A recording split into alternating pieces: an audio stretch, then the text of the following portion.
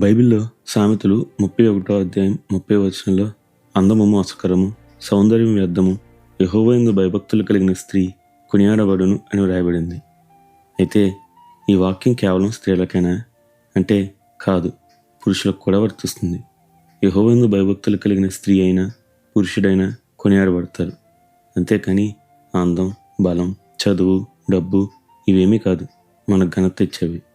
ఈరోజు మీ దృష్టి దేనిపై ఉంది?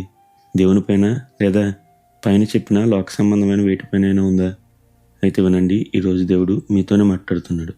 మరి ఈ రోజును దేవుని వాక్యదానంతో ప్రారంభిద్దామా?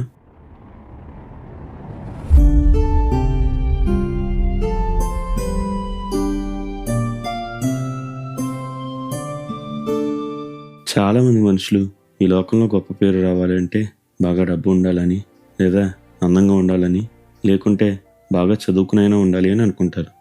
ఇలా ఎవరి ప్రయత్నం వారిది, ఎవరి తాపత్రయం వారిది. అయితే బైబిల్ చెప్తుంది, మనం చేసే వ్యర్థ ప్రయత్నాలు కాదు, దేవుని యందు భయభక్తులు కలిగి ఉంటే చాలు అని చెప్తుంది. అవును, మొదట దేవుని రాజ్యం, ఆయన నీతిని వెదిగితే మనకు కావాల్సినవన్నీ ఆయన అనుగ్రహిస్తాడు. కాదు అని అనుకుంటే ఒకసారి 2 సమూయేలు 14 అధ్యాయం 25 వచనం చూడండి. ఇక్కడ అబ్షాలోమును వచ్చి ఒక మాట చూడవచ్చు.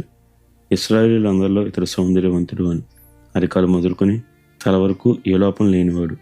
తెలుసా, ఇతన్ని ప్రత్యేక ఆకర్షణ ఇతని తల వెంట్రుకలు. బహుశా ఇతడు ఈ తల వెంట్రుకలను తనకు అలంకారంగా భావించి ఉంటాడు. అందుకే ఓ ఏడాదంతా వాటిని పెరగనిచ్చి భారంగా ఉన్నప్పుడు కత్తిరించేవాడు. అయితే 2 సమూయేలు 18 అధ్యాయం 9 వచనంలో చూసినప్పుడు ఏదైతే తనకు అలంకారం అనుకున్నాడో అదే అతన్ని మరణానికి అప్పగించింది. అవును, ఈ తల వెంట్రుకలే మస్తకి వృక్షానికి చిక్కుకుని కంచరగాడిపై వెళ్తున్న అబ్షాలోమును గాలికి నేలకు మధ్య వేలాడి చేసి యోవాబు బాణాలకు బలి చేసింది. ఈరోజు ఎంతమంది అబ్షాలోములు మనకు కనబడడం లేదు? కొందరికి తమ చదువు అలంకారం, కొందరికి బలం, మరికొందరికి ధనం, ఇంకొందరికి అందం. అయితే వినండి, ఇవేమీ మీకు అలంకారం కాదు. ఇంకా దేవుడు లేకుంటే ఇవి మీకు ఊరి కూడా. అందుకే దేవుని యందు భయభక్తులు కలిగి జీవించండి, అప్పుడు ఆయనే హెచ్చిస్తాడు.